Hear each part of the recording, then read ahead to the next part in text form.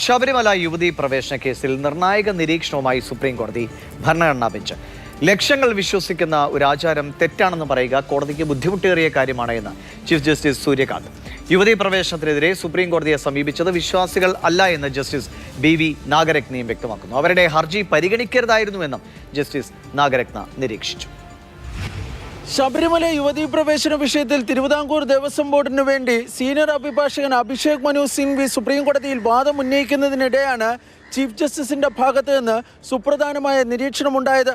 നൂറ്റാണ്ടുകളായി പഴക്കമുള്ള ശബരിമലയിലെയും ഗുരുവായൂരിലെയും ആചാരങ്ങൾ പൊതുതാൽപര്യ ഹർജിയിലൂടെ ചോദ്യം ചെയ്യാനാകില്ല എന്ന് അഭിഷേക് മനു സിംഗ്വി വാദിച്ചു. തുടർന്നാണ് ചീഫ് ജസ്റ്റിസ് സൂര്യകാന്ത് ലക്ഷങ്ങൾ വിശ്വസിക്കുന്ന മതാചാരങ്ങളിൽ ഉത്തരവ് പുറപ്പെടുവിക്കുക കോടതിയെ സംബന്ധിച്ച് ബുദ്ധിമുട്ടേറിയ കാര്യമാണെന്ന നിരീക്ഷണം നടത്തിയത്. മതാചാരങ്ങളിൽ വിശ്വസിക്കുന്നവരുടെ വാദം കേൾക്കാതെ എങ്ങനെയാണ് അത് തെറ്റാണെന്ന ഉത്തരവിറക്കാൻ വേണ്ടി കഴിയുക എന്നായിരുന്നു ഭരണഘടനാ ബെഞ്ചിലെ അംഗമായ ജസ്റ്റിസ് MM സുന്ദരേഷ് ആരാഞ്ഞത്. ശബരിമല യുവതീ പ്രവേശനം ആവശ്യപ്പെട്ട് സുപ്രീം കോടതിയെ സമീപിച്ചവർ വിശ്വാസികളല്ല എന്ന കാര്യം ജസ്റ്റിസ് BV നാഗരത്ന ഇന്നും ആവർത്തിച്ചു. അവരുടെ ഹർജി പരിഗണിക്കരുതായിരുന്നുവെന്നും ജസ്റ്റിസ് BV നാഗരത്ന അഭിപ്രായപ്പെട്ടു. കേസിൽ തിരുവിതാംകൂർ ദേവസ്വം ബോർഡ് യുവതീ പ്രവേശനത്തെ ശക്തമായി എതിർക്കുന്ന നിലപാടാണ് സുപ്രീം കോടതിയിൽ സ്വീകരിച്ചത്.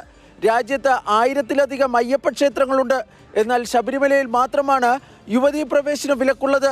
ശബരിമലയിലെ അയ്യപ്പൻ നൈഷ്ഠിക ബ്രഹ്മചാരിയായതിനാലാണ് ഈ വിലക്കെന്നും തിരുവിതാംകൂർ ദേവസ്വം ബോർഡ് സുപ്രീം കോടതിയെ അറിയിച്ചു. ക്ഷേത്രപ്രവേശനം സംബന്ധിച്ച NSSന്റെ നിലപാടിനെയും തിരുവിതാംകൂർ ദേവസ്വം ബോർഡ് ഇന്ന് സുപ്രീം കോടതിയിൽ എതിർത്തു. ക്ഷേത്രങ്ങളിൽ പ്രവേശിക്കേണ്ടത് ആരൊക്കെയാണെന്ന് ആ മതവിഭാഗത്തിൽപ്പെട്ടവരാണ് തീരുമാനിക്കേണ്ടതെന്ന് NSSന് വേണ്ടി ഹാജരായ സീനിയർ അഭിഭാഷകൻ CS വൈദ്യനാഥൻ കഴിഞ്ഞ ആഴ്ച സുപ്രീം കോടതിയിൽ വാദം ഉന്നയിച്ചിരുന്നു.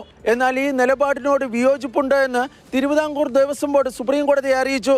ജാതി, വർഗം എന്നിവയുടെ പേരിൽ ആരെയും പൊതുക്ഷേത്രങ്ങളിൽ വിലക്കാനാകില്ല എന്നാണ് തിരുവിതാംകൂർ ദേവസ്വം ബോർഡിന്റെ നിലപാട്. എന്നാൽ ക്ഷേത്രങ്ങളിൽ പ്രവേശിക്കുന്നവർ അവിടുത്തെ ആചാരങ്ങൾ പാലിക്കാൻ ബാധ്യസ്ഥരാണ് എന്നും തിരുവിതാംകൂർ ദേവസ്വം ബോർഡ് സുപ്രീം കോടതിയെ അറിയിച്ചു. കേസിൽ നാളെയും സുപ്രീം കോടതിയിൽ വാദം തുടരും.